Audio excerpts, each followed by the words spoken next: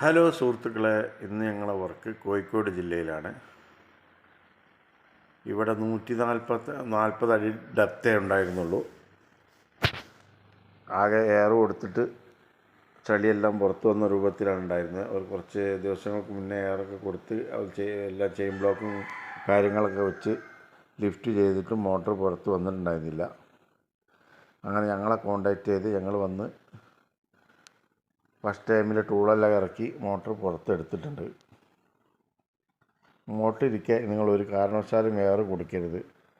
ആദ്യം 10 അടി ചളി ഉണ്ടായിരുന്നത്, എയർ കൊടുത്തതിന് ശേഷം അത് 30 അടി വരെ ചളി പൊങ്ങിയ രൂപത്തിലാണ് ഉണ്ടായിരുന്നത്. ഈ പരിസരത്ത് കാരണം ചെടി ആ മഞ്ഞ നിറത്തിൽ കാണുന്നതൊക്കെ അതിൻ്റെ അകത്തുനിന്ന് വന്ന ചെളിയായിരുന്നു.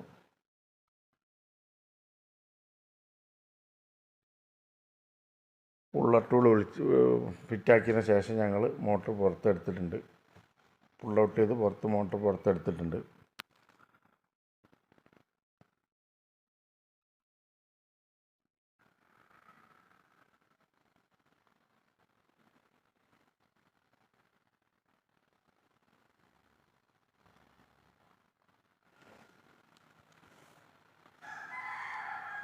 V-Guardൻ്റെ മോട്ടറായിരുന്നു 1 HP.